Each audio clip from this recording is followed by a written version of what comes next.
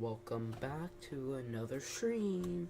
Today we're watching this video. Doors down so you can't ignore it. Hi, Grandma. Have you heard from Mom? There's like a part of me that knows I should feel bad, but I You can't. have it pulled up, right, Shadow? Because I don't want to start this unless you have it pulled up. I'll wait for you.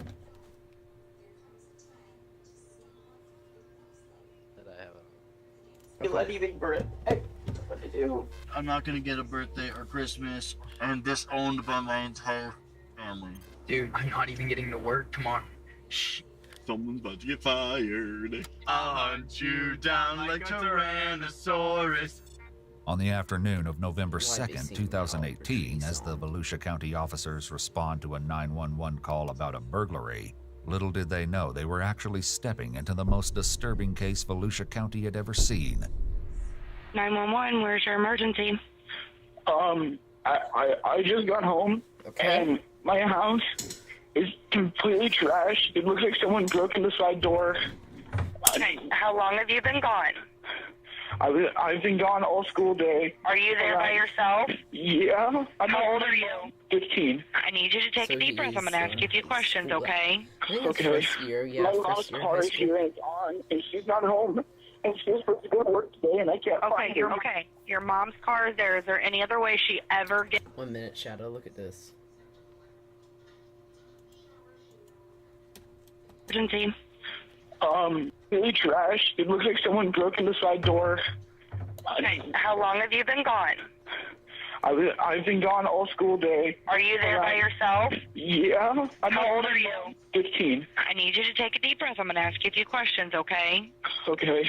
My mom's car is here and it's on, and she's not Shut home. And she was supposed to... So right here, right? I'm proud of my Boy Scout. She ain't gonna be proud for long. What do you think of that, Shadow? Yeah. go to work today, and I can't find her. Okay. Your mom's car is there. Is there any other way she ever gets to work? Does she ever get a ride from anyone else? No, the car is on. It's turned The car is on, and you're sure she is not there. I searched the entire place. I've been here for like 8 minutes. I've been looking. I Okay. can't find her. I'm right here with you, okay? What's your name? All right, my full name is Gregory Logan Ramos. Is there anybody that has Name's made my name, any Shadow. threats to your mom or to you? Or No. As the 911 operator What's is up, gathering other information from Let me turn 15-year-old this down for a Gregory, little bit, 1 minute. officers are arriving So the on the cops scene. are pulling up. Okay. Deal. I copy, thank you. Elaine Clevenger. Where does she work? She works in an architecture firm up in Orlando. Okay, she's Is she normally home this time of day? Oh, she's home at 6:30. Okay. She actually leave for work before you? She dropped me off, and then she usually just heads back to the Sunrail and Okay. hops in the train with her bike. And does anybody else live here? What's the guy? My dad and my two step siblings. Where are they at? My dad is on a visit trip in Seattle. He'll be back this afternoon at 6:30. Okay. And then the two stepchildren have their moms. But everything is gone. Like, Okay. except for like the mounted TV on my wall. Mount There's TV. everything is gone.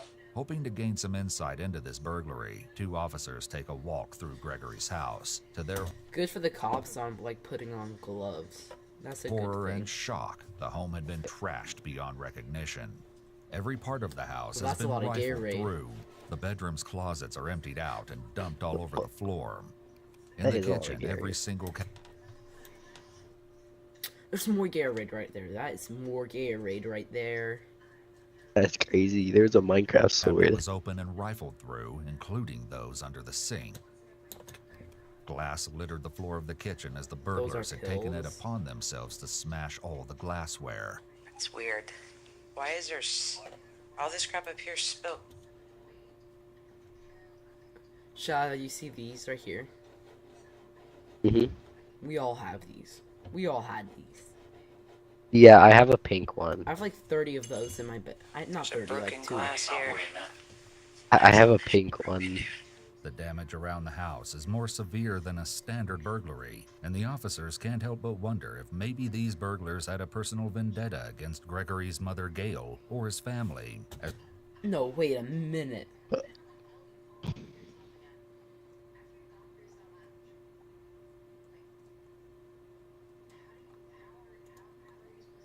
standard burglary, and the officer. Look You at know, that. you can just press Look the at this arrow man. keys. I know, but I'm getting it was more than 10 seconds. But look at this man.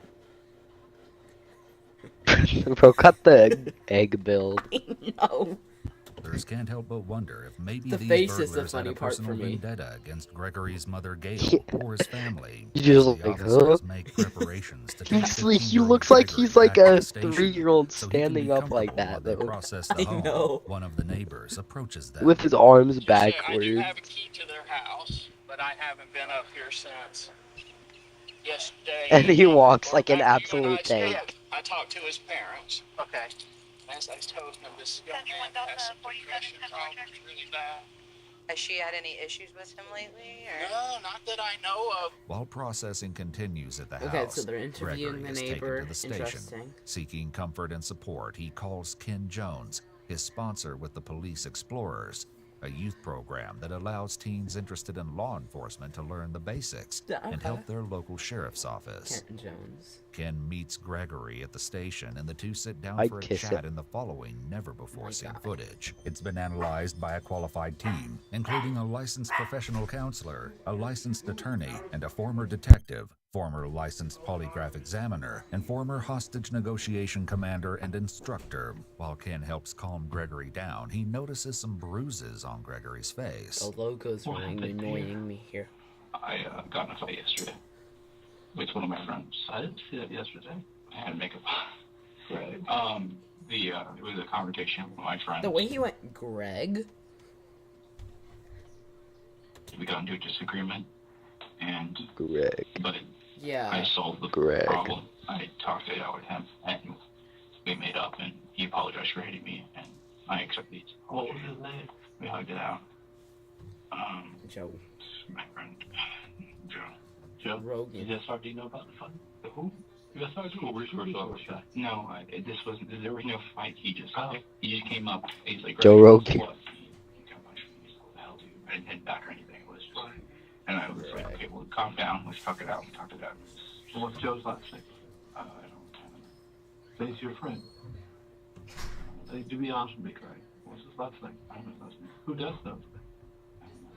I don't remember my friend's last It name. was Really? just a conversation that happened. It wasn't anything too important. We talked it out and we hugged and it was like, dude, you know, I'm sorry. I made a mistake. And he was justified. And I said, I'm sorry for making that mistake. What time this happened yesterday? Ballpark of the afternoon. But I saw you like at what? What time did you get out of the fair? Well, I got there at 7. Okay. I just seen that. You put makeup on it before you came out here. 7 Why did you p.m. do that? Because I didn't want to work traffic detail with scars on my face. I guess that's reasonable. The longer he chats with Ken, the more Gregory worries about his mother, Gail. Do you know if any developments have been made, if anything happened? They're going to tell you everything that goes on. But I'm trying to make sure that you are the right one. Because, you know, when you call me, you were very Gregory. You see that vent, Gregory? My God. Don't start making FNAF jokes.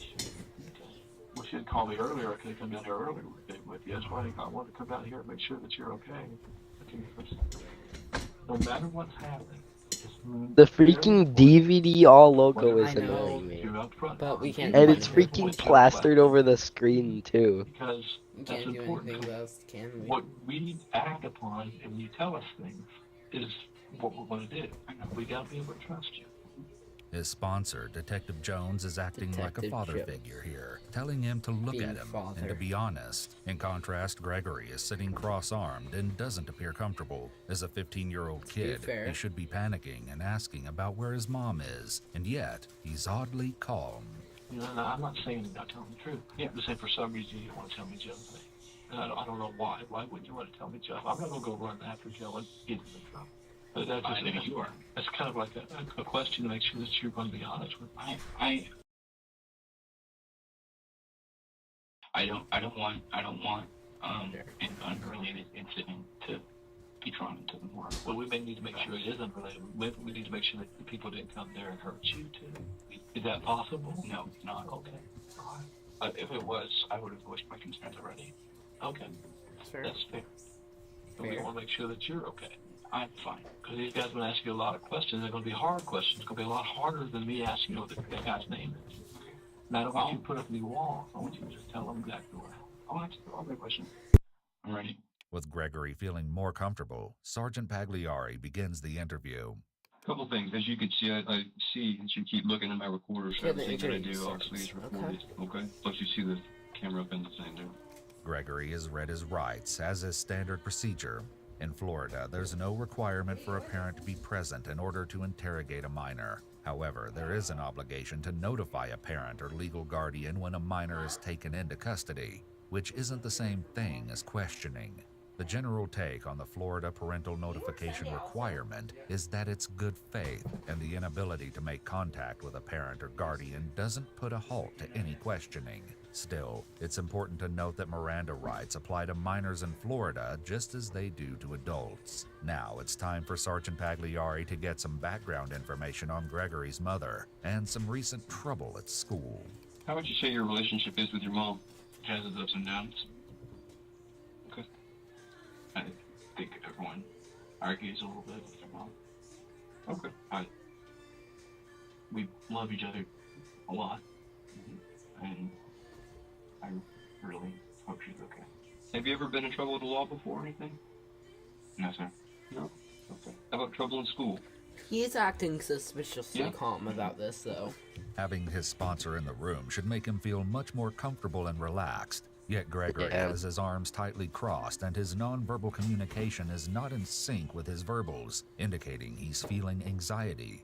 Given the situation, this is understandable. He doesn't know where his mom is, and his house has been burglarized. Still, he's very closed off. Well, heck yeah, he's getting anxiety. With plastic. Yeah. And unless we can Gotta find be a sustainable kidding me. alternative, It's we'll all furries. die, and our kids will die, and our kids' kids will die. Oh my gosh. And I'm just getting back. Planet is filled with plastic. So, like, trouble at school, like how? We'll all die, and our kids will die. Good.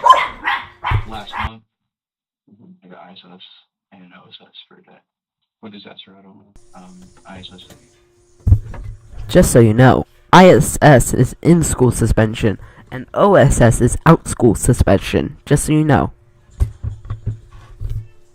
It's in-school suspension. OSS is out-of-school suspension. Oh, I didn't need to explain. The weekend beforehand, my friend was feeling ill, so I went to go. I snuck out of my house to go talk to him. Yeah, you didn't need to explain it. Smoked cigarettes, and he gave me some to take home with me. I put some in my backpack, and I forgot to take them out.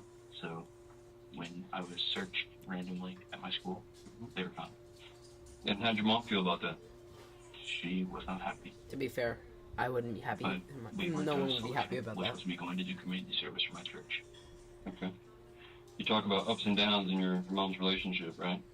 So that would probably be one of the downs, I would assume. No, because she was justified in her anger. That was my fault. But previously, my mom has done things that were not justified. You want to tell me about those? All you really need to know is it was just impulse. It wasn't serious. Gregory is making an attempt to not only be perceived as a good person by making himself look like someone who would admit it when he did something wrong, but also to control the interview when he adds, all you really need to know, given the fact that he's only 15. This is all very bold. Okay. I'm not here to get your mom in trouble, by the way. Yeah, I know. Okay. So if you think that what you're going to tell me is going to negatively affect what I think about your mother, that's not it at all. It's just hard for me to talk about. Okay. Now that he understands Gregory a bit better, it's time for Pagliari to start creating a timeline from the day let's see the before the timeline. Who burglary. stayed at your house last night? Who was at my house last night? Yeah. Gregory repeats the question before answering, which gives him a pause to think about what exactly he wants to say. Smart. The reason this is a red flag is because the question is simple and straightforward, and not a complex question that requires a lot of thought. Me and my mother. Okay. All right. Now, Detective Jones was talking to you, and I was, again, listening. You were at a fair or something yesterday? Yesterday, I was working parking detail for the Orange City Police Explorers. I was helping park cars at the Volusia County Fair. Do you know what time you came home last night? 8:47, maybe? Why so specific? That's just a time I remember, probably from looking at my phone. The thing with the traffic detail ended early. It was supposed to go until 9, but I think it ended a bit early. And so I got home around just closer to 9. So, yeah. Mom was home? Yeah. Okay. And you guys, when you got home, conversation with Mom, ask how your day was, anything? Yeah. How'd that go? Good. Interesting. Okay. We talked to me at dinner. What'd you guys have for dinner? I don't remember. You don't remember what you had? No. Must not have been very eventful. No, it was just like a regular night. There's a slight upward inflection when Gregory answers good. This often indicates a bit of uncertainty. When you got home, conversation with Mom, ask how your day was, anything? Yeah. How'd that go? Good. The rest of Gregory's answers are also short Yeah, and his voice vague, went high but most pitched interestingly, there. he also seems to be emphasizing Good. that last night Yeah. was, as he said, just like every other night. All of this together seems to suggest the opposite of what Gregory is saying, and something about last night was not good or like every other. So Mom doesn't make good food? Because there seems to me dinner's never eventful. Is that what you're telling me? I know. Because when I find her and tell her, I'm going to say, listen, Greg says dinner's uneventful. You think she's going to be upset with me or upset with you when she says that? Maybe. There are a few interesting interactions here. For one, a bit earlier, Gregory gives a very specific answer of 8:47. It sets the stage that his Sorry, my memory bad. is very good. Second, the detective seems to have noticed how closed off Gregory is being still, and is doing a little bit of friendly picking on him to build rapport. However, when the detective talks about finding his mom, Gregory makes some anchor point shifts. This thought should have raised a bit of hope or excitement, yet instead, he shows signs of anxiety. He said she goes off on you for other stuff, so I don't Yeah, I want would her have to go off on you anxiety for that. too, to be fair, though, for that. Whatever. It's whatever. How do you deal with it when she goes off on you? I've gotten better at it. You've gotten better at it? I used to get really angry and emotional, but I've kind of realized that's not worth it. Well, that's the only way to deal with it. The worst thing to do would be what, put your hands on her? I would never do something like that. You would never put your hands on your mom? No. And I think I've made that point quite clear to her. That's called foreshadowing. Months ago. Like I was Exactly. And she sat me across the room because she didn't trust me. And I told her I could, yell and scream at you all I want, do the exact same stuff you do to me, but I'd never lay my hands on you. Foreshadowing. That's just not something I do. Gregory repeats the statement that he would never lay his hands on his mother, and then makes some convincing character reference statements. It's clear that he's working really hard to be seen as a calm, non-violent person who couldn't have hurt his mom. It makes you wonder why he feels the need to emphasize this when she's just missing at this point. Sergeant Pagliari begins building a timeline. Okay, what happened this morning? I slept good. My alarm was not set. She woke me up around 6:20. I sleep in my clothes. So what you're wearing right now is what you wore to school? No, I changed shirts when I got home. Okay. I was sweaty. This is an odd detail. Why would Gregory even think of changing his shirt when he came home and found his house burglarized and his mother missing? Sweaty. But your pants and shoes are the same? Yes. And your socks? You got you? Yeah. Okay. So 6:20 you slept in, okay? Mom came woke you up. Fired up, huh? She wasn't angry. Okay. So tell me what happened. She's like, okay, you gotta get up now. Go brush your teeth and pile in the car. So I grabbed my backpack. I went and brushed my teeth, took out my retainer, kind of messed with my hair a bit, and then I got in the car. So what time do you think you got to school? Honestly, I have no idea. Didn't look at your phone? It's probably in the ballpark of like 6:40. Okay. It's certainly interesting that a few minutes ago, Gregory could remember the exact minute he got home, but now he honestly has no clue what time he got to school. Talk to anybody when you got there? Yeah, Hey, what's because the up? first You got thing friends when at you school? do Yes. Who'd you talk to? to First get to person school you is saw check school your with? phone. First person I saw. Mm-hmm. For a brief moment, Gregory unblocks by lowering his arms and leaning forward. He then wrings his hands together before closing back off. Something about this line of questioning made him a bit uncomfortable, but why?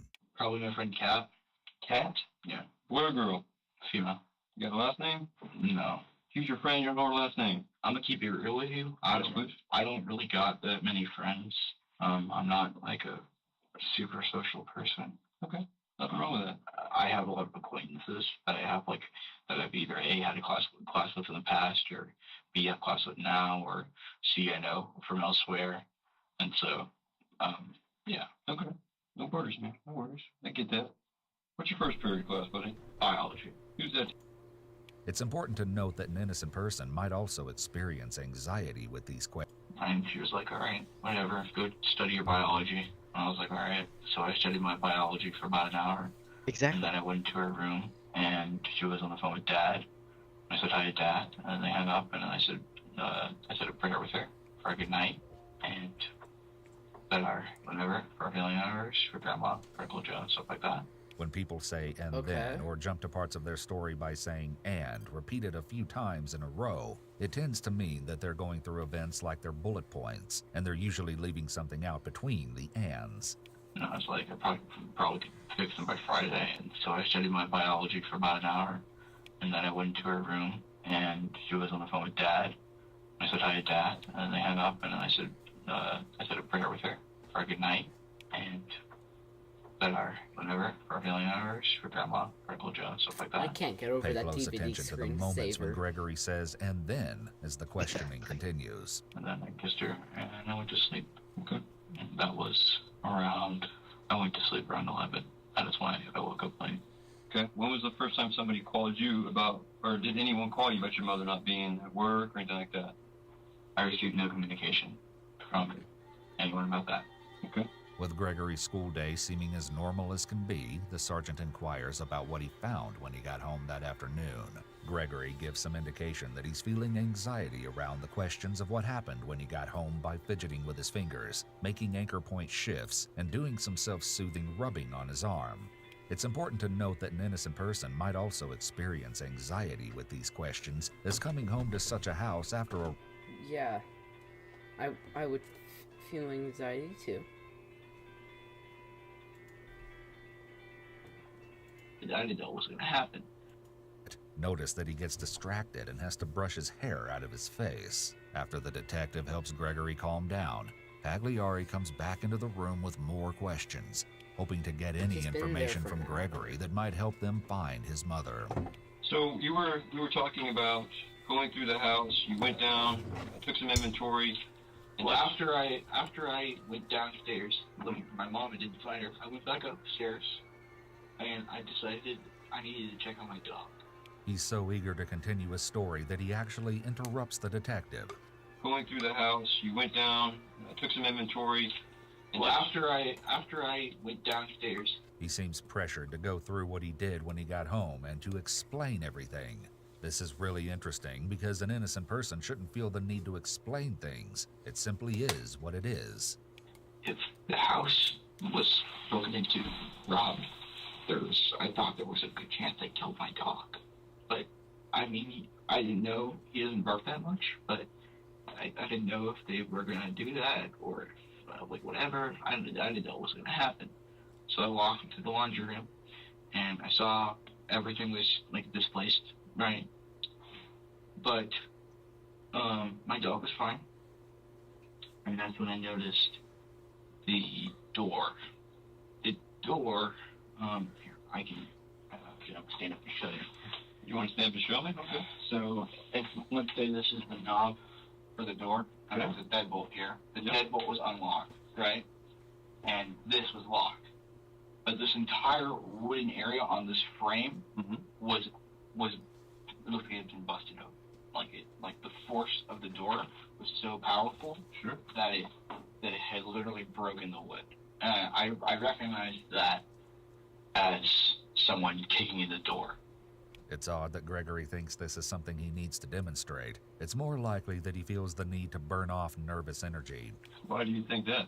Because either that or they somehow forced the door open. But it had to be a strong enough force to break this, break a lock, basically. It has to be strong enough to do that. Sure.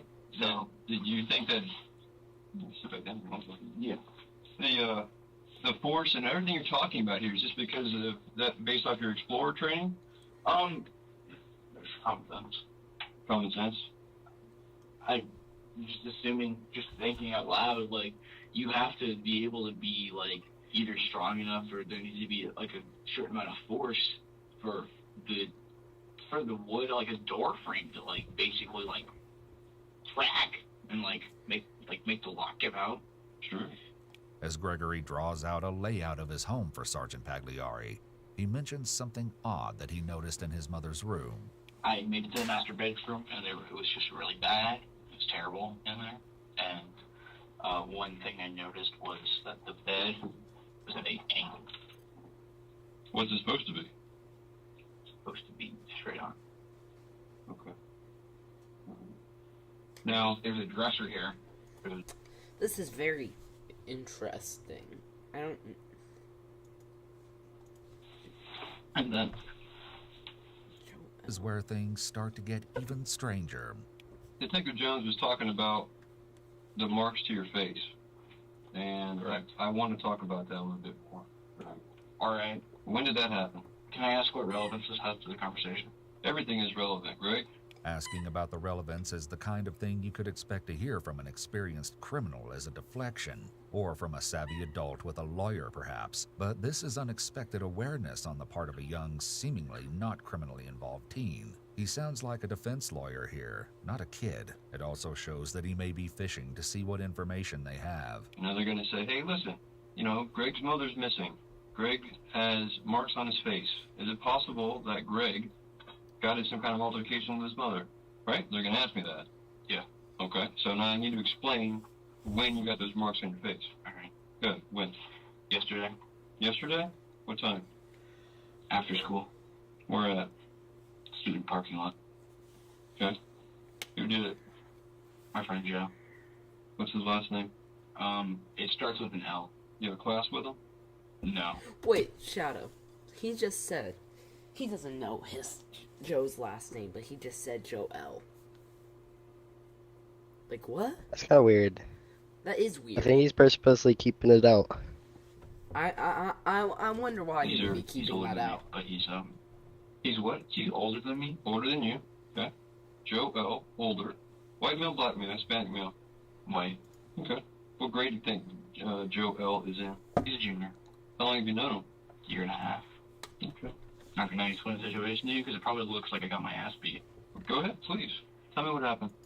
I said, see you tomorrow. And that was it. Was there anybody else there at all this? No. Not that I know of. Not that I know of is a selective memory statement, but Gregory's entire story is full of red flags, starting with the neck rubbing.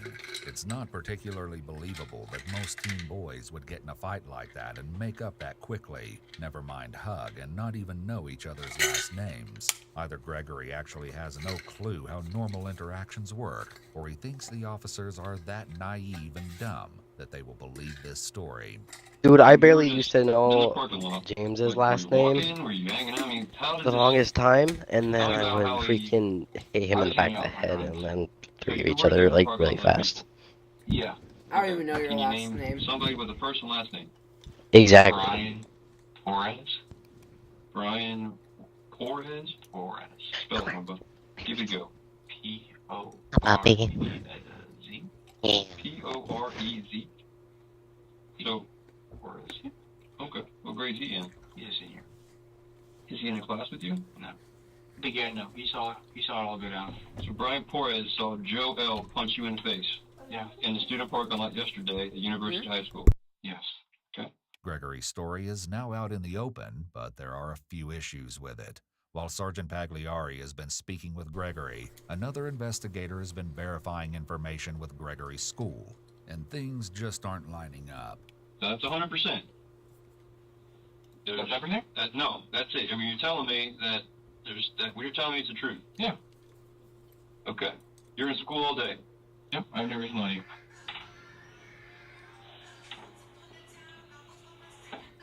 Should I believe everything that you told me today, Greg? I mean, it's up to you. Well, here's the thing, okay? Do you think that I'm not going to go or have some of my detectives go and run down your story and verify all these places you're at? Yeah. An honest person is much more likely to just say yes or ask why wouldn't you instead of a more confrontational answer like it's up to you. And when I do that, what are they going to tell me? That they're going to tell you it's truthful. That you were you went to every class today. I was late to 7th period, and I was in the auditorium 6th period. I don't think I mentioned that, but... Okay, so you didn't check yourself out of school today at 1:10? No, why? So the school's wrong. Ooh. What do you mean? So if the school tells me that Greg checked himself out of school today at 1:10 p.m., that's wrong. Crazy. Yeah, because I was there all day. So the school is wrong. So Yeah. if Mr. Dye tells me you were in school today, in his class, he's wrong. No. No, he's not wrong. But I didn't leave the school. So you lied to me. Oh, I didn't leave the school. You asked if I left the school. I said no. You lied to me. Period. I don't give a damn what it's about. You lied to me. Yeah. What happened? Gregory seems to freeze a bit here, like he's trying to decide what his next story is going to look like. The detective just confronted him, and now he's entered the deconflicting stage of the liar's loop for this part of his lie. He now has to make his story fit into what the detective already knows. As well, the detective is doing a good job of slowly entering the confrontation stage of the Reed technique, bringing up piece by piece to see how Gregory responds. He's also sitting in the same position as Gregory. This kind of mirroring is meant to improve rapport and connection, even while confronting him. Well, as you know, I have a D in biology. I fell asleep in this class. And so I needed to get shit done. I needed to get on that grind. I need to get on that grind. I skipped into the auditorium 6th and 7th period. And I sat down and I took that time and I did my bio homework and the stuff I needed to do for bio because I'm missing a frick ton of assignments in there. I think I'm missing, in total, I'm missing 6. That's not that many compared to some missing assignments. So why would the school say you checked yourself out at 1:10? Because I would show up absent for both of those classes. You can't check yourself out. It's hard to tell if Gregory is being genuine, but if he's willing to lie about something like this, then what else could he be lying about? Why'd you lie to me about stupid as biology? Because I don't want you to have a bad opinion of me. Because I want you to understand I've done a lot of wrong things in my life. And I acknowledge that. I don't make the best decisions. But if something serious as this, or my mom is missing, I need you to, not have a bad opinion of me. My opinion of you, Greg, is whatever you tell me. My job is not here to make judgments, good, bad, or indifferent. My job is to get as much as I can from you to help find your mother. Now, when you lie to me, I think I know even if it's a little who bit, did it, probably. Yeah, you She probably did. And you can get all upset and cry about it. Yeah, something like That's the way that. that it goes. No, I get it. I think it You was. hear what I'm saying? Well, it No, I says hear what you're kids. And then I get these things about, well, who's the guy that drove you? I don't know. Brian something. Well, I didn't lie to you. I legitimately forgot his name the first time I was talking about him. These things that you tell me, Greg, especially when you're not at You can tell he's just getting more. Can anybody verify where were you when you did your biology homework? In Yeah. the auditorium. So I want to see you on camera in the auditorium doing your biology homework. Yeah. Are you sure? Yeah. Okay. So if I don't see that and I call you a liar again, am I right to do that? Yeah. But that's what you will see, so I'm not really worried about it. Okay. All right.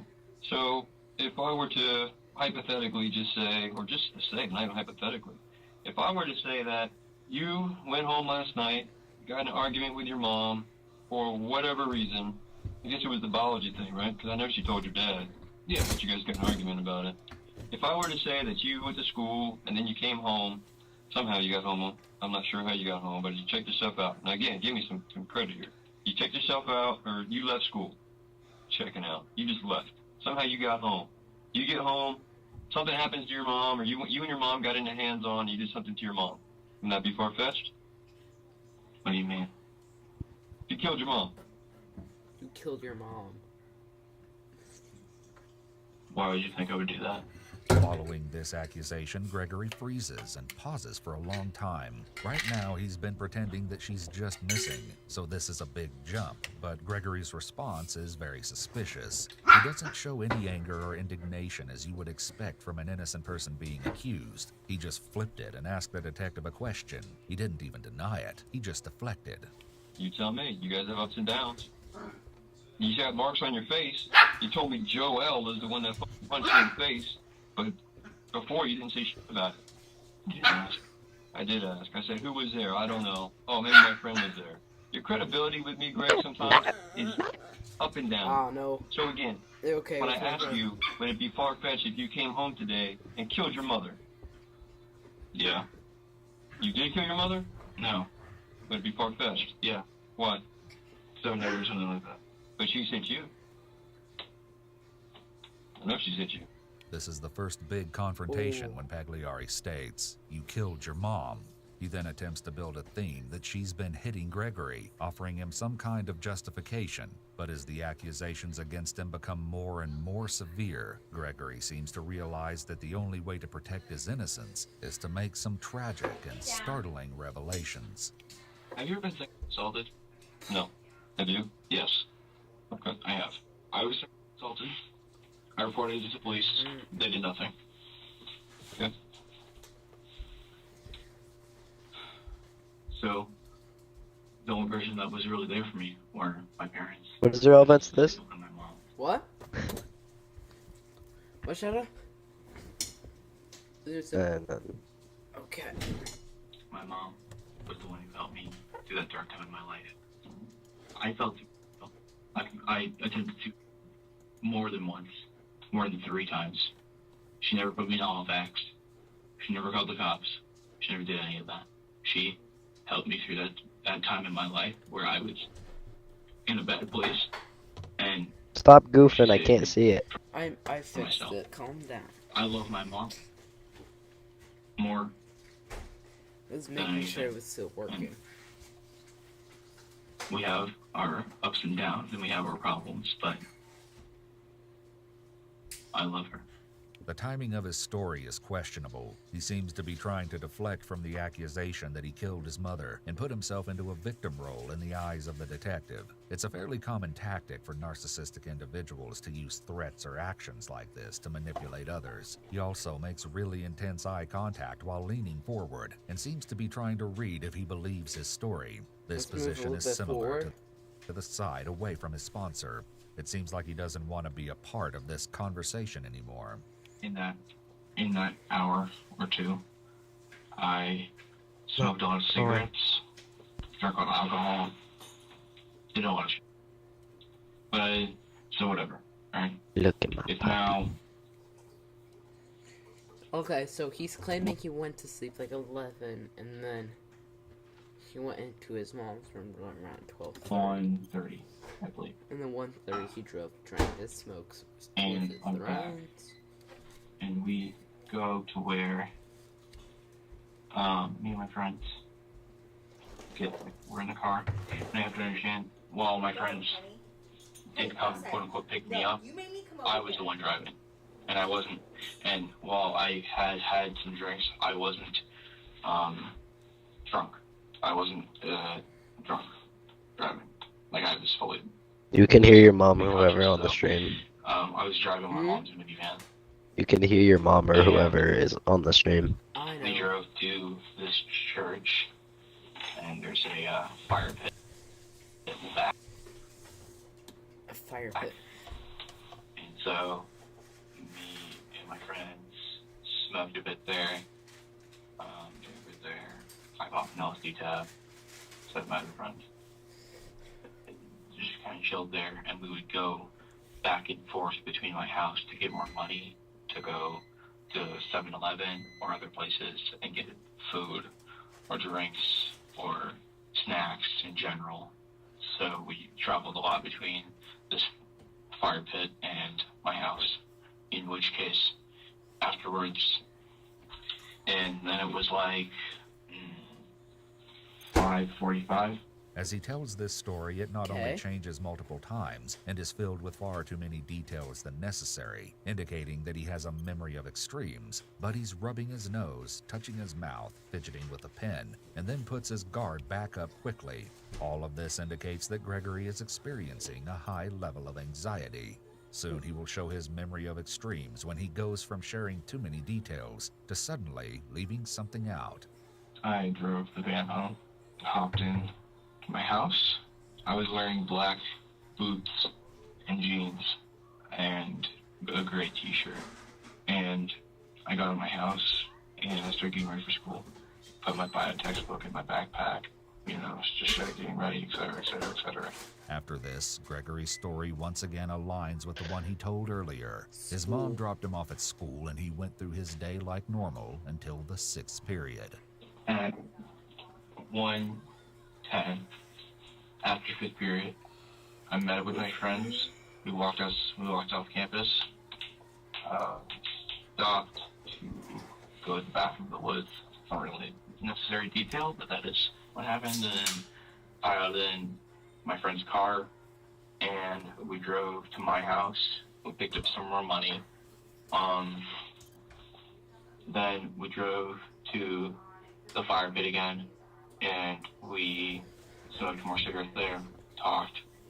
This This will is have one of lung my friends. cancer by the end of This is the same kid that was suicidal, and I snuck out of the night for him, but I didn't just sneak out. I stole my mom's car, like I did Thursday night, and I had driven over to his house, and I had talked to him and stuff. And so this is one of the kids, and so we were just talking about life problems and how to deal with them, and just all this shit. Gregory is once again trying to make himself look like a good person and an honest person by telling on himself, and then bolsters this by including the story about helping his friend. And we were shooting this shit at this fireplace and smoking cigarettes and just kind of chilling. And then we basically went back home, and they dropped me off. And then on. Note that Gregory says he basically went back home, along with a super extended "and then," followed by a long pause before he answers. He's clearly mentally skipping something, but he makes a poor attempt at covering it up, as it's pretty obvious, especially as there will be several more pauses throughout his story. I might go get some pizza. When I got Wait home, a little she bit. wasn't There's there, barely and any the left. house was ransacked, so obviously something, whatever. I'm listening. Gregory repeats the word "obviously," which is a way Going to into push his the narrative. kitchen. Remember, the more you repeat something, the more likely others are to believe it. So none of that's missing. You didn't take to go trade for drugs or anything else? No. Okay. Did your friends? No. Okay. Okay, who you said you were with last night, and who you were with today, okay? Correct. So, Who are your... you do with the murder of your mother? My mom was murdered? What do you think? I don't know. I didn't think she was murdered. While Gregory continues to sit in the hot seat, two other detectives sit down with his friend Dylan Siglarek. Little do they know, Dylan is about to break their case wide open. Epic Dylan. What's going on, man? Not much. How you doing today? Steve Wheeler, I'm a detective with the Sheriff's Office, Detective Mike Cox. How are you? Pretty alright. How you doing? Mind if we have a moment of your time? Yeah. Did you hear the name of the second detective? Shadow. Yeah? Did you hear the name of the second detective? No. Listen to it very closely. Alright. Office, Detective Mike Cox. How are you? Pretty alright. Read the subtitles if you need to.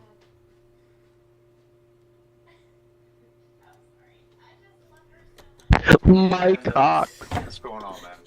Not much. How you doing today? His Steve Wheeler, I'm a parents were detective going with the Sheriff's crazy Office, with that Detective name. Mike Cox. How are you? Pretty alright. How you doing? Mind if we have a moment of your time? Yeah. You already have an idea what? Anybody contact you about anything?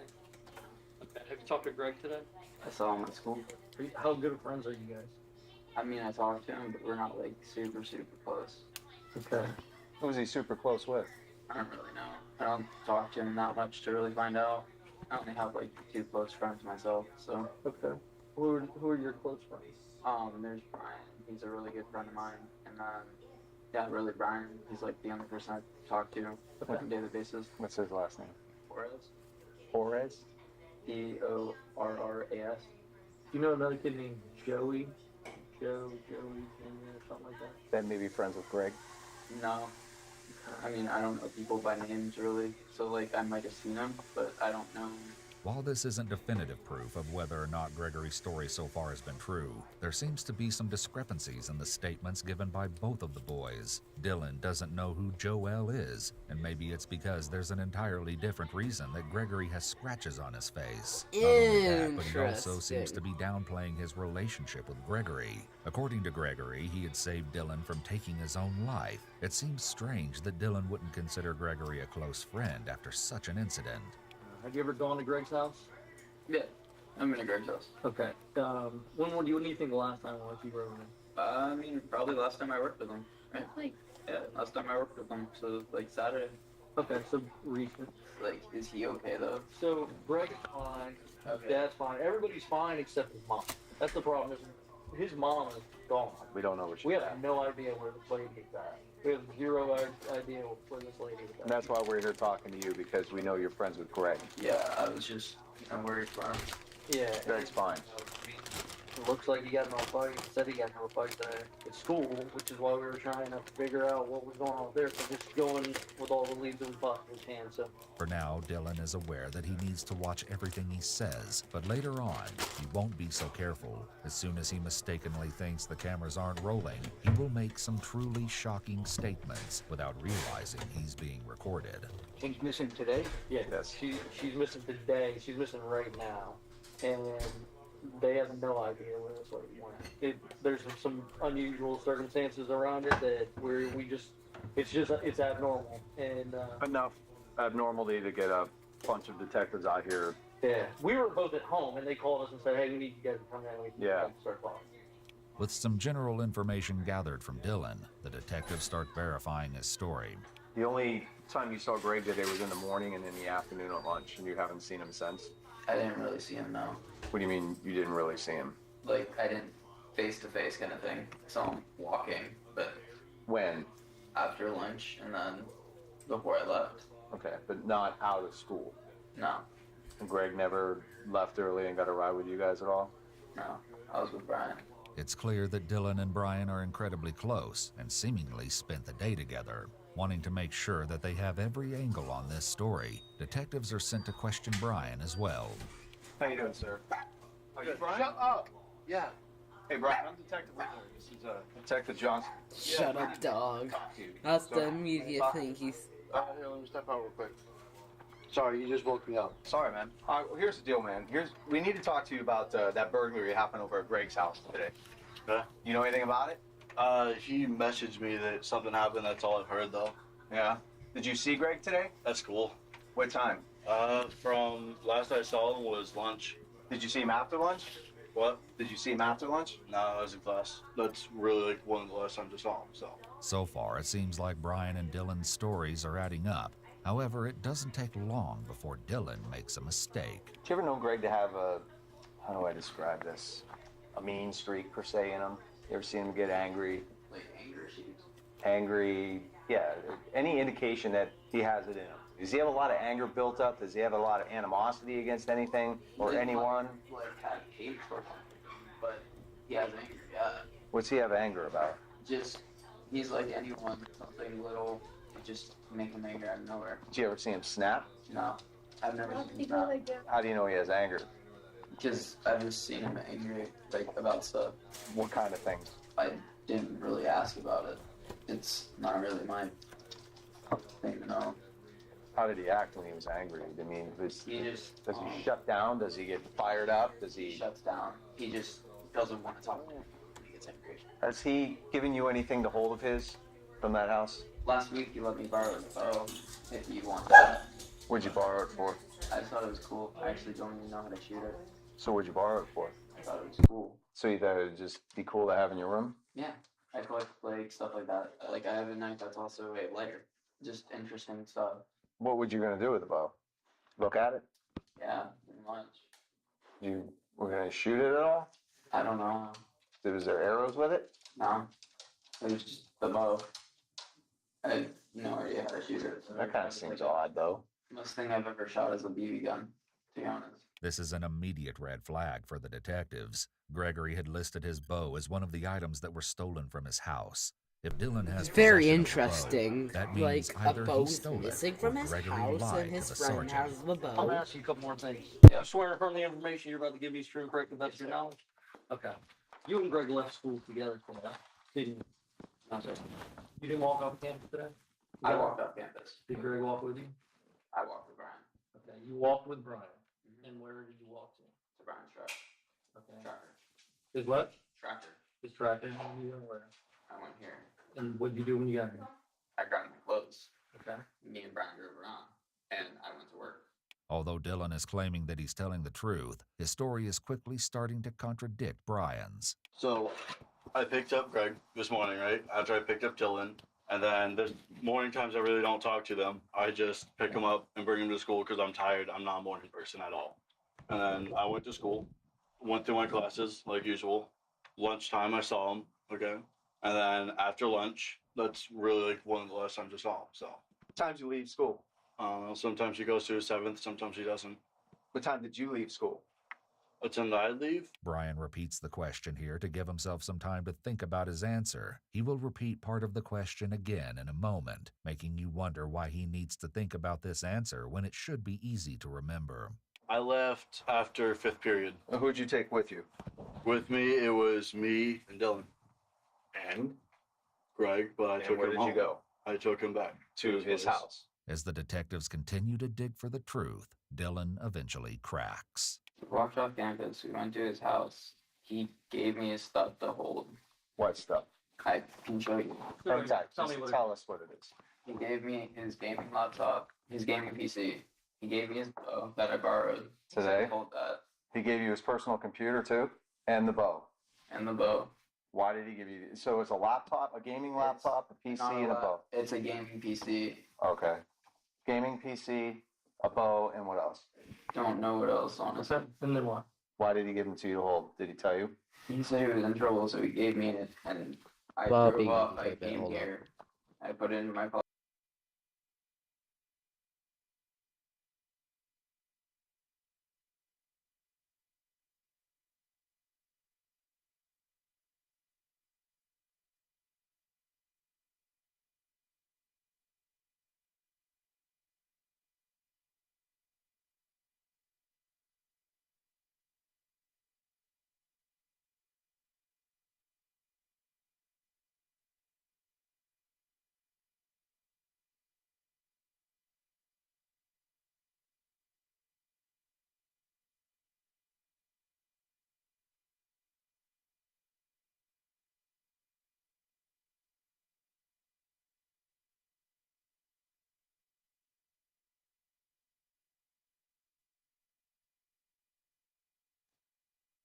Alright, Matt.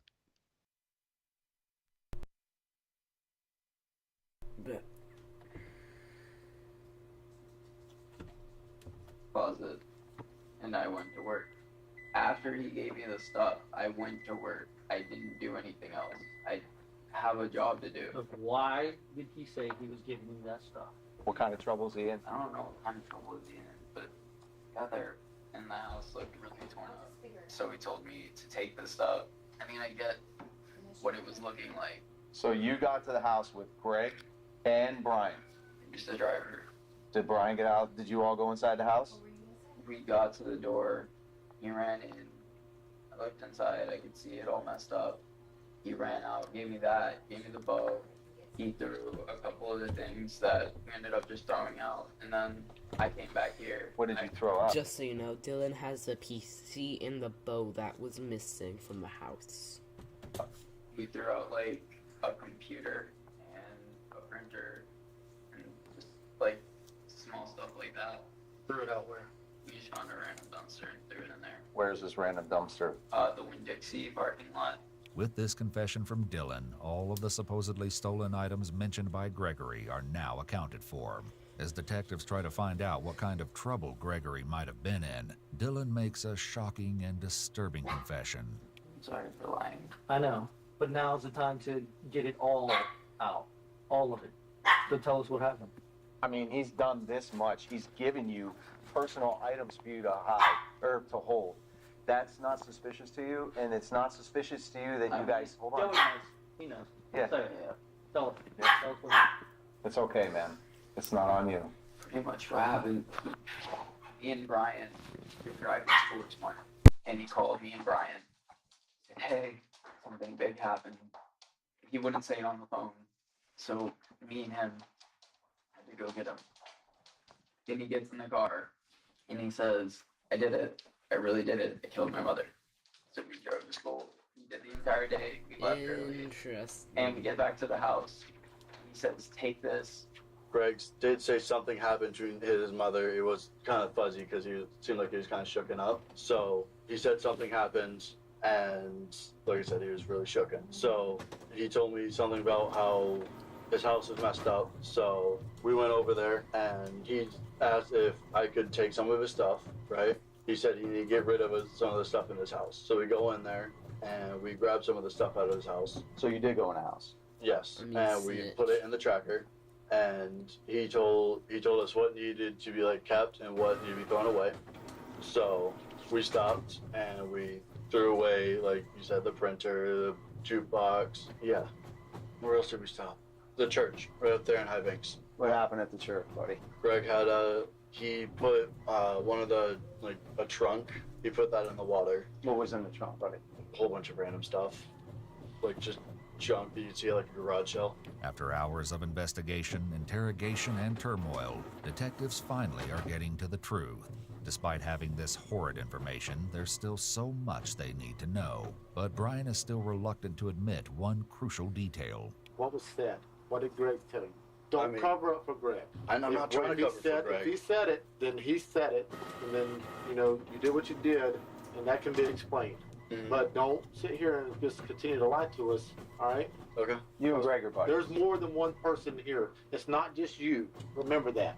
By stating there's more than one person here, the detective is clearly using the prisoner's dilemma with Brian. There's two other parties involved. It's not just you, okay? So it's not like we came here blind. Looking for answers. Yeah, I can tell that by how much you guys already know and all that, so. Just tell us what he said. He said that he's telling me that, like, on an argument, but not really argument, but he told me that, like, it's hard to say. It's just honestly. Just say it. We've probably already heard it. He said that he killed his mother, and I didn't really believe it, so. Okay, all right. With both boys having claimed that Gregory killed his mother, the detectives are inclined to believe that they're telling the truth. Although Brian is claiming that he didn't believe Gregory's claims, it's hard to imagine that he wouldn't get suspicious after helping stage the crime scene.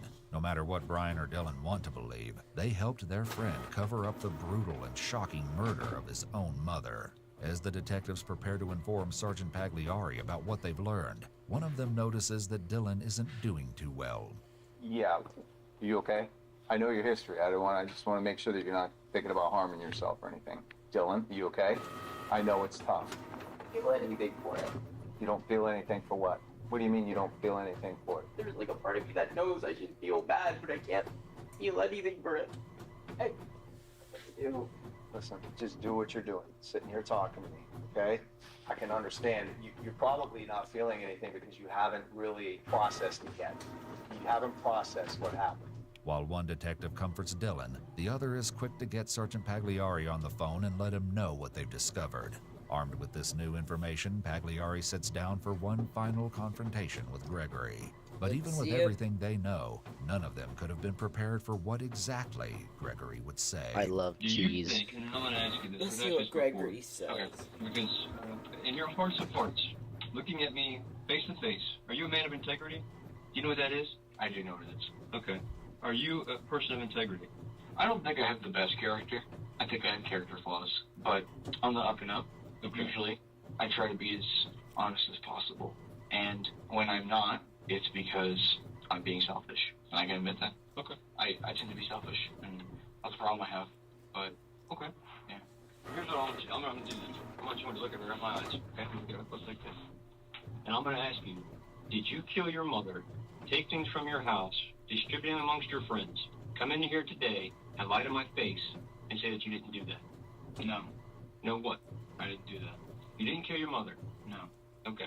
Notice Gregory's complete stillness. He's working as hard as possible to lie. He's making constant, intense eye contact and then has no reaction to the accusation. An innocent person would be furious or completely shocked at being accused, angry their friends turned on them.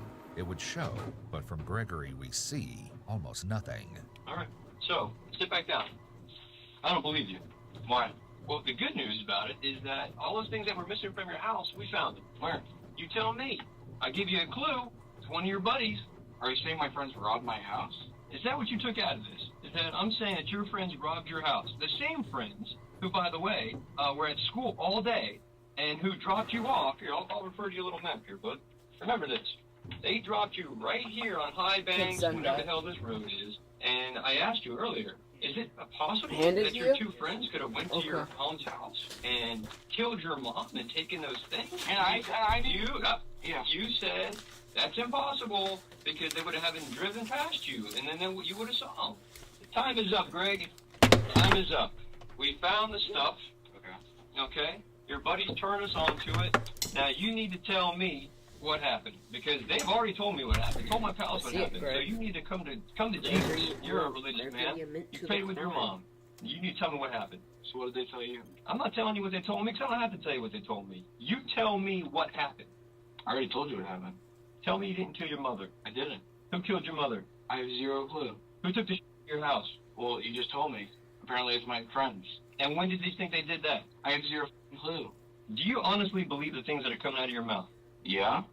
So when your buddy says that you told him you killed your mother, he's lying. After being backed into a corner, Gregory remains silent for quite a while before something snaps inside him and divulges one of the most chilling confessions we've ever heard. Whatever. Alright, I'll tell you what happened. Alright, so I got home, I got in an argument with my mom. She slapped me across the face. She began to hit me. She started beating me. I didn't like it, so I strangled her to death. I put her in a wheelbarrow. I put her in my car. I took the car. I had a mental breakdown where I almost committed suicide 3 times. As he talks, Gregory adds in, I almost had a mental breakdown and thought about taking his own life, even as he's in the middle of admitting to killing his mom. He still wants to appear to be the victim. This is very classic narcissistic thinking and behavior. I drove around Daytona. I dropped the wheelbarrow in some random-ass location, and I drove back to the church. I began to dig a hole. I dig a hole right under the fire pit. I dug a pretty deep hole. Pretty deep, you know, deep enough to put a body in, alright? All this time, my mom's decomposing body, I dragged it from my car to the fire pit, in which case I tried to cut the wedding ring off her finger because I wanted to pawn it, but I couldn't because I didn't have a knife strong enough to cut bones. Oh, well, whatever. Anyways, so I dug that hole, threw her body in there, filled it back in, made it look all nice and natural, dumped my clothes, and then I went home, and I caught a ride to school with my friends, and yeah. And yeah. What about the part that you staged a crime scene? Oh yeah, I forgot about that part. Oh, so, in the middle of the night, I realized... Oh yeah, I forgot about that part, while admitting to it is crazy. Is that, hey, my mom just up and disappears. That's not going to make any sense. So, I decided to make it look like a botched robbery, so I just went to my house, and I just threw shit everywhere. Which looked pretty convincing. Yeah. And yeah, again, not what I want to hear. Why did you drag your 2 buddies into this and give them the stolen Because I needed to get rid of it. Gregory's complete lack of remorse is disturbing, to say the least, and it only gets more horrifying as he doubles down. I think you have to realize that with my mom beating up and hitting on me, it wasn't like me being like, I've waited ages for this, and then I kill her. No, this was extremely out of impulse, out of me getting beaten the shit out of me. So I just was like, you know, done with it. So I grabbed her neck and I strangled her. So it was out of complete impulse, which doesn't make it any better. But the point of the matter is, I was shaken up, obviously. So, your mother talked to your father on the phone. When did you strangle your mother? I don't know, 12, 12:30. Where was she at when you did it? What? Where was she? In the room. Which room? Her room. Sleeping? No, she woke up. She woke up after you had your hands around her throat? No, she woke up when I entered her room. And what happened then? She's like, what are you doing? What did you say? And I said, listen, you have to understand that I was not. The stuff that is on my face right now is a lot worse, and I wasn't feeling good, and I said, why did you have to hit me? I said, you said that you wouldn't do that again, but you did it anyways. Why did you have to do that? And she's like, well, whatever, blah, blah, blah. You stop. Yeah. Whatever, blah, blah, blah, bullshit. We covered that. Yeah. I don't want to hear it. What'd she say? She was like, well, you were being a dick. And is that really important? Let it out. Yeah. Oh, yeah, it's important. I want you to tell me. No. does that really warrant? Not important. Does that really warrant? I wasn't being a dick. I already explained to you the conversation that I had with her. All right. It's still about my bio grade. It's still about all that shit, right? And it's the same conversation I had with her. But it's the same conversation. It's just, like I said, it escalated to screaming and yelling, and then she started hitting me. And I did not hit back. I did not punch her back. Because, like I said, I wouldn't do it. Boy's mom. See this against the wall on the floor. And yet another shocking twist. Gail's body He's wasn't definitely the one that did Gregory it. hid in the woods that night. What else is in the woods? What else is in there? The broom I used to sweep the drag marks away. Okay. Because when you're dragging a dead body, like I said, I trashed the wheelbarrow on Holly Hills, which is a dumbass move because I still needed to get the body out from the trunk of my car and bring it down to this area, right? But I realized whatever, blah, blah, blah, dumb. So if I hadn't wasted maybe an hour and a half, I probably would have gotten away with it. But I did waste that hour and a half because I needed to come to terms with what I did. Anyways, I dragged her body with the two belts I had tied to her ankles. I dragged it all the way to the fire pit. And, you know, like when you're dragging the body on leaves and palm fronds and whatnot, that collects quite a lot of shit, to be frank. So is there anything else? I mean, you said that there's a shovel in the woods, a broom in the woods. How about any of the stolen or the stuff that you took from the Well, there's more, there's stolen shit. There's nothing big. It's like all small shit. And I just kind of chucked it in there because no one else wanted it, and I needed to get rid of it. So there's a cache of stolen shit in the lake behind the fire pit, but it's probably all whatever. By the way, in the woods by the fire pit, I don't know, I couldn't point out to you exactly, but there's 2 laptops and the 30 caliber gun right behind the fire pit in the woods. And obviously you know where the rest of the stuff is. I do. Go back to before you left your house with your mother's body in the van, you started staging the crime scene. Is that right? You said you took some of the stolen shit out? Yeah. Well, not stolen. You took what'd you take out of the house first, and then while your mother's body was in the van? Well, I just kind of figured, like, well, I need to get everything out. I was like, well, not everything, but like, I was like, how can I make this look legit? I was like, I can't just like make my mom disappear and then like head to school and be like, oh, everything's okay. I'm like, that's not gonna work. So I need to make it look like something happened, like a botched robbery or something. And you gotta admit, I don't know if you saw the house. Do you see the house? I haven't gone inside yet, though. All right. See your work. It looks quite nice. Okay. It looks quite legit. It's weird. Why is there all this crap up here spilled? There's a broken glass here. I saw this shit broken, dude. Oh yeah, it looked so legit. That's why Gregory immediately ended up in the interrogation room confessing right now. Basically, I just of everything, and I grabbed everything of value, and I kind of just threw it in the van, and yeah. As Sergeant Pagliari works to understand the rest of this disturbing story, Gregory takes every opportunity to flaunt his horrendous ego. Now, but some of the stuff you gave to your friends. When did you give some of your stuff to your friends? After school. After school? Yeah, there wasn't any time. I was planning, what I was going to plan to do is I was going to drive up to the Sunrail and leave my mom's car there and dump the bike somewhere and make it look like that she went to Orlando and that she just got whatever. And I think, actually, if I hadn't made the botched robbery and I just kind of drove the car up there and lost the bike and gotten picked up by my friends, and we kind of like just kept hush-hush about it, and I killed my mom and put her under the fire pit, you guys probably would have never caught me because you'd probably think that she got mugged in Orlando and died, and that probably would have made a lot more sense. But I didn't think it through because I was impulse thinking and I was doing everything on a whim. So if I had more time to think it through, I probably would have done other things, but that's whatever. Okay. So you went to school, though? Oh, yeah. How did you get to school? Brian Dill picked me up in front of my house. I was wearing jeans covered in dirt, as well as boots covered in dirt. You'll find those in the woods with the broom and the shovel. But I was wearing no shirt. I just grabbed a random shirt and some soap and a washcloth. And then when I got to school, I wiped all the dirt off me, the excess blood that was on my face from my mom hitting me, and I cleaned myself up. And then I went to school and acted like nothing happened. So then you go to school like nothing's up, right? Let's just go to class for a little while, right? Yeah, my last day as a free man. Might as well enjoy it. Okay. Say goodbye to your friends? More or less, it's you. Whatever. Well, your 2 best buds are the ones you really care about, right? Well, no, they screwed me over in the end, so it's whatever. Well, one person keeps a secret, Greg. Yeah. When did they find out that you killed your mom? When they picked me up, because I was covered in blood, which was my blood, but I was covered in blood and dirt, and I wasn't wearing a shirt, and I had soap, and they were like, what the happened? And I was like, well, Brian, I called you last night. He's like, yeah, I know. And I told Dylan. Okay. So then, what was their reaction? Apathy? Tell me. Describe. Elaborate. They didn't care. They didn't care. They thought you were full of shit. I mean...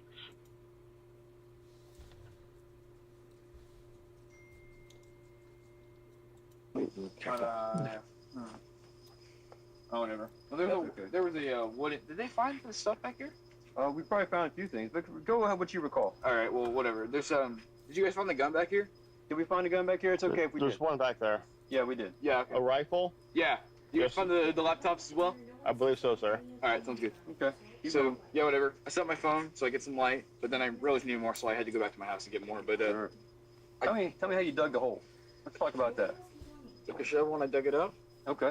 All right. And then how did you put your mother's body in the hole? How was she oriented? Is she face up? Is she Okay, so originally I was going to put her in legs first, and I realized that was a bad idea. Right. So I put her in head first, and then I folded her legs in. You're gonna, when you dig her up, whenever you do that, you'll find the legs first, which should make it easier for you to pull it out. But okay. How big a hole are we talking about here, Greg? Pretty big. Well, I mean, let's say circumference-wise. If you had to put you're a math guy. What do you think? I mean, you guys got rid of the fire pit, but it was the circumference of the fire pit. That's what the whole thing was, just the circumference of the fire pit? Yeah, and then it kind of combed down. The fact that he has no remorse is crazy. On a time limit. Okay, all right. So Detective Escobar, just so you're aware, Greg strangled her to death. A few hands on her neck. Go with We're going to start with one, then I thought two. I don't know. Okay, all right. And that was My two on thought both times? behind it, if his mom was really she was like up against the wall. If I was at my house, I'd show you, but okay. It was interesting. But if he was, wasn't, I just want to know. Okay, yeah, again, both. So against the wall, like standing up, and then on the floor. Well, I had her up against the wall I on don't the floor. feel bad for him. Against the wall on the floor. You see how that makes sense? It does. It doesn't make sense. It's hard to make sense. Was her head up against the wall and her body was on the floor? Yeah. Like you had her like pinned in the corner. I had her in a like, corner. Bench I had her in a corner, yeah. of the wall on the floor. Yeah. There you go. It was like bedroom, right? Master bedroom. Yeah. You can see when you go in there, the bed's tilted. We started on the bed. We struggled off the bed onto the left side, where I proceeded to kill her. Okay. While Gregory leads the officers through the woods, Brian and Dylan sit together in the back of a nearby patrol car as the boys talk about their current situation, seeming not to realize they're being recorded. It becomes very clear that they don't understand the consequences they'll soon be facing. I told the entire thing because they knew it already. Dude, I haven't been in cuffs all night, and then this lady shows up and she puts me in cuffs. Wait, you were in cuffs? Dude, they showed up and I was okay, and then they're like, okay, we transport you in cuffs. They transported me without cuffs. I'm like, wait, so like Dylan saw this house, was like, no, they're with our other detectives, and was like, shit, he's fired at the police station. So they called my father. Oh no! Yeah, they called my father. My father knows that I'm involved in this. I'm gonna get chewed out when I get home, and I'm not gonna get a birthday or Christmas or anything. I'm gonna be grounded for the next 10 years and disowned by my entire family. Dude, I'm not even getting to work. Come on. Someone's about to get fired. Dude, no, we had that job. Oh, man. We're making $15 an hour. Come on, guys. This is important. Yeah, it was $15 an hour. Wait, are we not able to? Be done by now. What time are we going over there? Only the willpower to stay up so long. No, how it's working, you have to be there 11 o'clock till around 7 o'clock. Yeah, but it's 8 times 15. It's 140. Each. That's good enough. I feel better than Jack has more. It seems that the concept of serving jail time for their crimes doesn't even cross the boys' minds. Is this just a sign of their immaturity, or do the two really feel that they haven't committed a crime by helping Greg cover up his mother's murder? Is that Greg? That's not Greg. That guy's too tall and like skinny. No, it's Greg. Look at his limb. Yeah, he has to point out where the body is. That's Greg. That's Greg. Mine. No. I know, he's not even mine. Like, honestly. Look at what mess we're in. Like, I'll do a lot of things for a friend. I was under the impression I was taking some property. I got some speakers out of it. I was enjoying those tonight. I was kind of drunk. You should ask. The complete lack of accountability from Dylan and Brian is appalling. However, their utter absence of remorse only becomes more apparent when they bizarrely decide to sing Alien Boy by Oliver Tree. I was sitting there singing Bruno Mars and all that, just like blasting the speakers. I had them all hooked up and it looked nice in my room. I fell down to I was listening to that too. 3 doors down, so you can. They are not seeing Oliver Tree. And ignore it, I'll hunt you down like Tyrannosaurus. Eventually, all 3 boys are transported back to the police station. They're After a actually hectic night of singing that. processing, Gregory, Dylan, and Brian are reunited in the back of a patrol car and transported to the Department of Juvenile Justice, to be fair, the where song it's very does slap. clear they have no idea they're being recorded. Because, like, I was asking for a bottle of water so much. The one lady was like, the water's in that fountain right there. And I'm just like, I'm not drinking out of that. Like, I'm just gonna get AIDS. They told me to buy a pony, but all I wanted was you.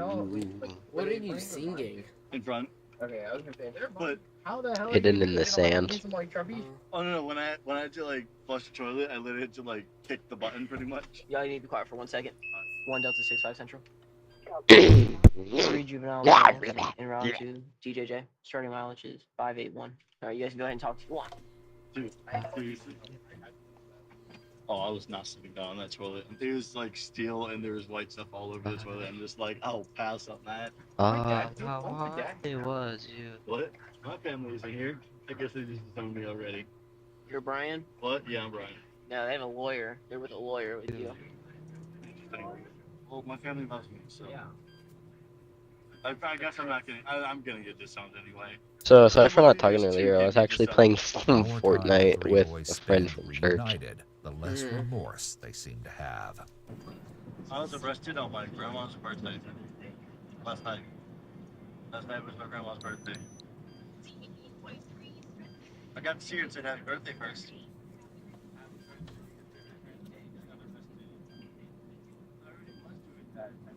This to help. Oh my god. Cat's gonna kill me. Why? She freaked out when I didn't answer her for 30 minutes. She had everyone she knew blow up my phone. And she called me like 30 times. And texted me about 100 times. Instead of being worried about what Kat will think of him after she learns about the horrible things he's done, Brian only cares about her being mad at him for not responding to her texts. This just showcases the utter lack of understanding from the boys. I'm ready to die and get slapped about 30 times when I get back to school. The utter lack of a standing from the boys. I like how the narrator talks. I had online work I had to do.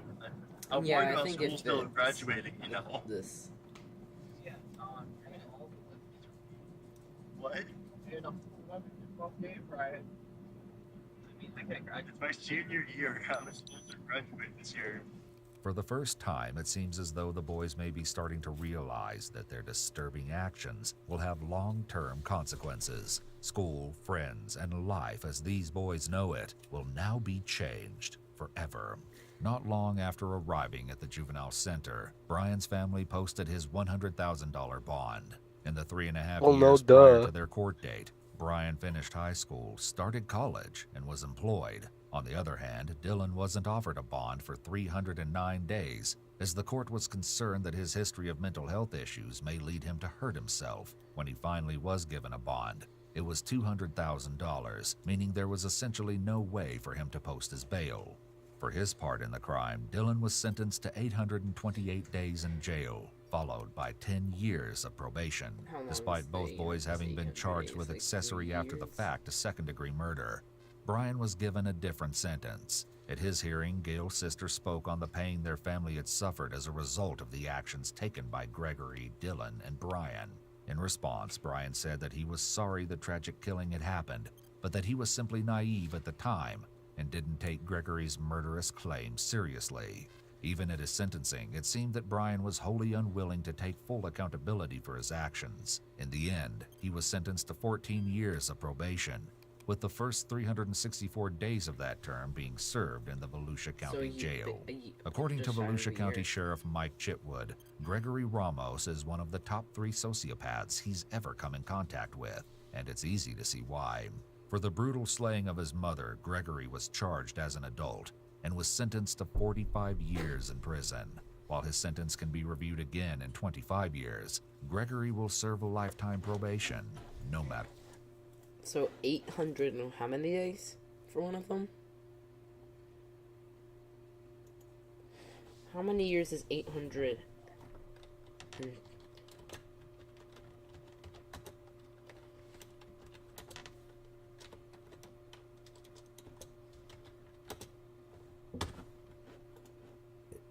828. That's 2.2 years. So basically, Dylan will be in there for 2.2 years. The other guy will be in there for just shy of a year, and then the actual psychopath will be in there for 25 to 25 to 45 years. Well, that's